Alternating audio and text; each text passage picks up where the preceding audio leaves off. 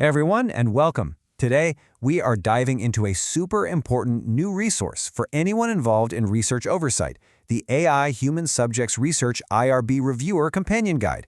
We're going to break down exactly how you can use this guide and its checklist to really get a handle on the complex world of AI research. So, let's get into it.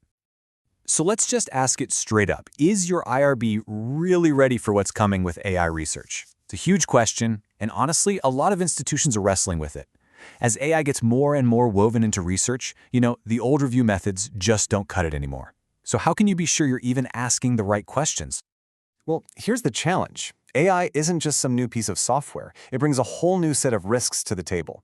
We're talking about things like automation bias, where people just blindly trust the AI's output, or model drift, where an AI actually gets worse over time. And of course, there's algorithmic discrimination.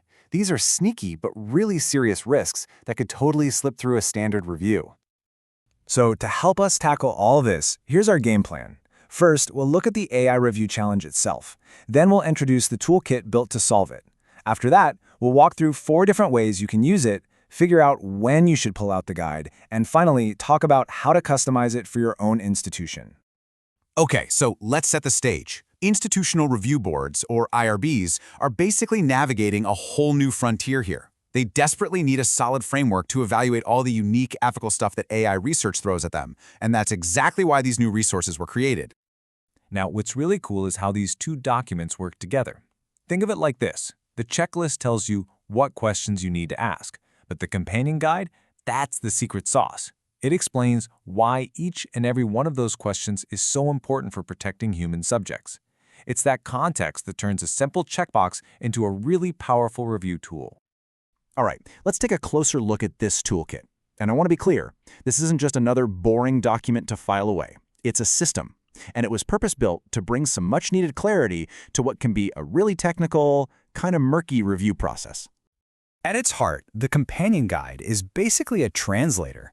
It takes all these complicated technical AI ideas, things like foundation models or algorithmic bias, and it puts them into the language we all understand, the language of human subjects protection. And that translation is absolutely key for making decisions that are smart and, just as important, consistent. So, who is this actually for?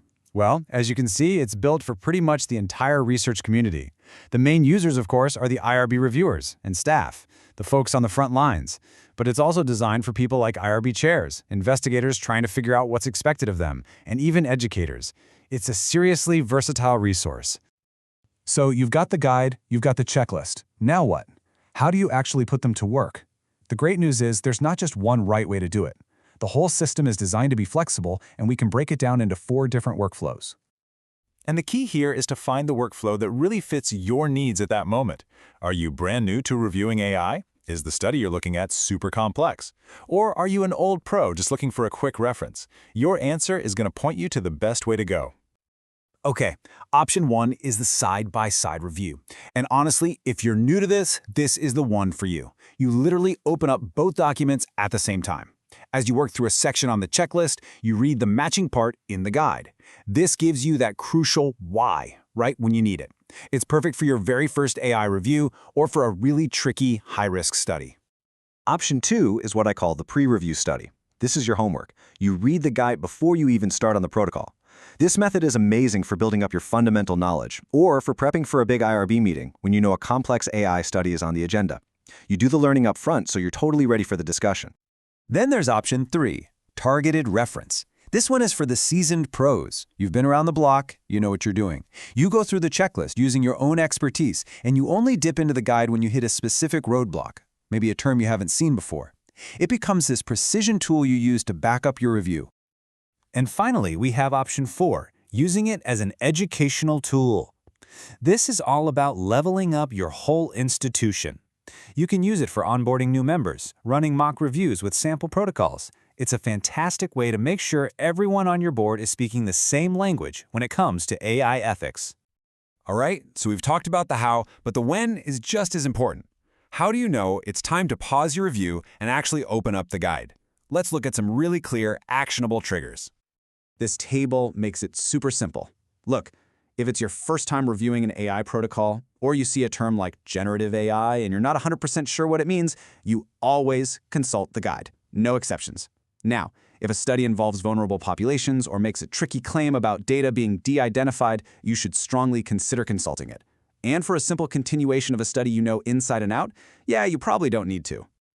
Now, we get to the final piece of the puzzle, making this guide really work for your institution. A generic guide is good for sure, but a customized one is a game changer. So let's talk about how to integrate it and understand its limits. Here are 4 real, concrete steps you can take. 1. Add protocol examples from your own institution's history. 2. Weave in your own local policies and procedures. 3. Link out to your internal experts and resources. And 4, and this one's huge, start documenting your own precedents. Create a living record of how your IRB has decided to handle specific AI issues. So to wrap up this part, let's be crystal clear about what this guide does. It explains the why. It translates the tech speak. It shines a big bright light on new AI-specific risks. And it helps you apply the rules consistently. It's your foundational support system. And this next part is just as important. What the guide does not do. It is not a substitute for knowing the regulations, like 45 CFR 46. It is not legal advice. It is not going to turn you into an AI programmer overnight. And most importantly, it does not make the decision for you. Your judgment as a reviewer is still the most important thing. This quote right here really says it all. This is not a set it and forget it kind of thing. AI is moving at lightning speed, and that means our review methods have to keep up. This guide has to be a living document, something that's updated regularly as the tech itself changes. And that leaves us with one last big question to think about. This toolkit is great for the AI of today, but what about tomorrow? The real mission here is to build a review process that is just as adaptive and forward-thinking as the technology it's supposed to be overseeing. So, the question for you is, how will you make sure your process is ready for whatever comes next?